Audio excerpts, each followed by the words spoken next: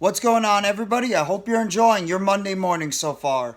This is NYG Jeffy T85 here, and I'm just going to recap the New York Mets game from yesterday as they took on the San Francisco Giants in their last game of a 10-game homestead before they got ready to come back home, back to New York City and CitiField for an upcoming 7-game road trip or homestand. But just before I get into the recap of the game, just want to give you a couple of trainers' notes that have been dropped by the New York Mets surrounding a couple of their injured players. First, starting off with Justin Verlander. And apparently Justin Verlander, who's been dealing with the low-grade teres major strain in his upper back, he was able to throw 43 pitches over 3 innings of live batting practice with good results, and Mets manager Buck Showalter said Verlander is scheduled to make a minor league rehab start on Friday. So obviously that's great news to hear that Verlander seems like he's on the mend and he's going to be getting closer to a potential return for the New York Mets on the mound, which is a great thing to hear.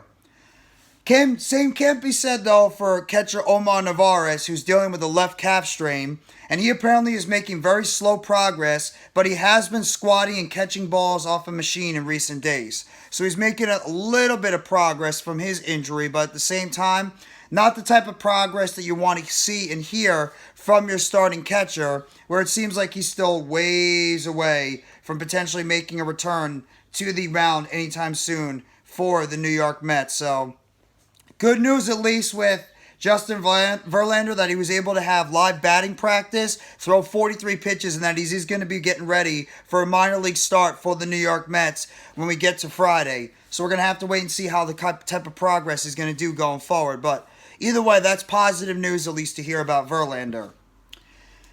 Now in terms of the game yesterday for the New York Mets, and the Mets, they finally concluded their 10-game road trip, but at the same time, Mets weren't able to get the pitching to where they needed to be, and unfortunately they dropped the last 2 games to San Francisco Giants, and they lost yesterday by the final score of 5-4, and they were able just to split that 4-game series with San Francisco, winning the first 2 games, but they weren't able to get the second 2 after that.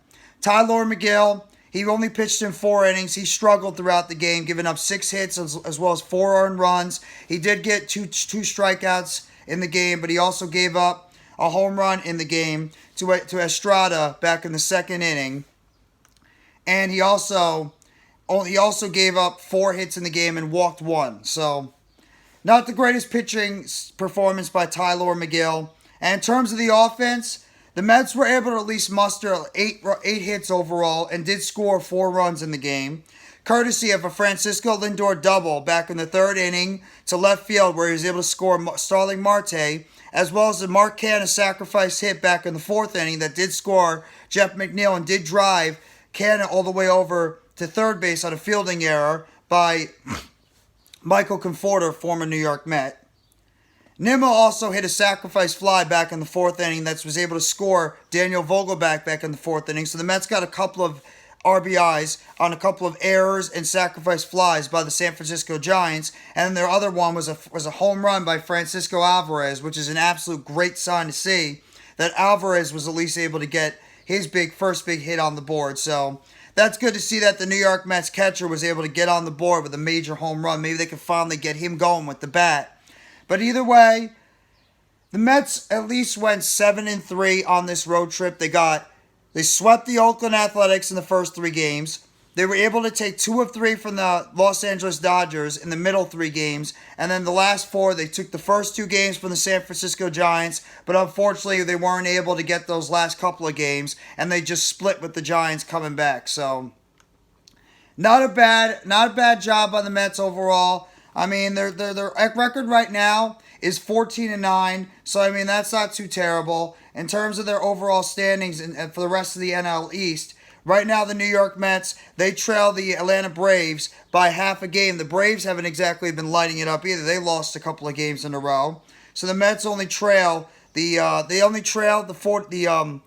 Atlanta Braves by just a half a game. But the Miami Marlins are right on their tail at 12-10, and then the Philadelphia Phillies, who've been picking it up lately, they've won 3 in a row. They're 11-12, and they're 3.5 games out of that first place divisional lead by the Atlanta Braves. So And the Mets now, they're going to be heading back home for...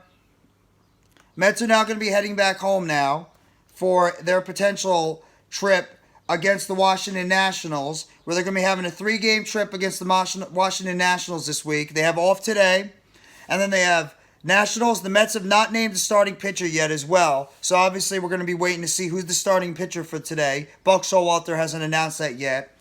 They have that 3-game series starting tomorrow at home against the Washington Nationals, and then they have a 4-game series against the Atlanta Braves. So we're finally going to get our first look at the Atlanta Braves starting this upcoming weekend for the New York Mets. So it's going to be interesting to see how the Mets are going to be able to perform this upcoming weekend against the top team in the National League East. And we all know the New York Mets always seem to have a lot of trouble when it comes to facing those damn Atlanta Braves. We know what the Atlanta Braves have done to the New York Mets over the years, and we know what the Atlanta Braves have made the New York Mets a living hell over that time period. So we're going to have to wait and see how the New York Mets are going to be able to perform against this Atlanta Braves team going into next weekend. But obviously first, take care of business against the Washington Nationals. For all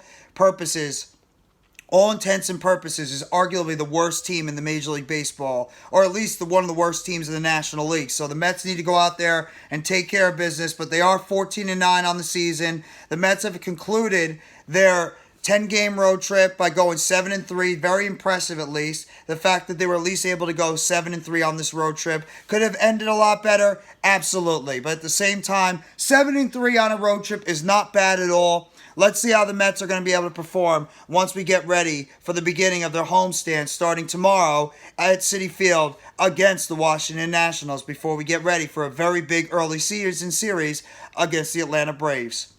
Hit that like button if you guys haven't already. Make sure you sub up to NYGJeffyT85. More news updates and chatter plus game recaps surrounding the New York Mets. Turn on the bell for notifications on the next video or short dropping on the channel surrounding the New York Mets. And you guys let me know in the comment section what you thought about the New York Mets and their current road trip that they went through this past 10 days. And if you think the New York Mets are in a good position to really maybe take over that NL East. And if you're excited to see the New York Mets get ready for their upcoming 7-game homestand against the Braves and the Nationals, and your state of the Mets heading into this homestand against the Nationals and Braves. Thank you very much, everybody. I hope you all enjoy the rest of your Monday. Take it easy, and as always, let's go New York Mets. All you got to do is you got to believe in those boys from Queens.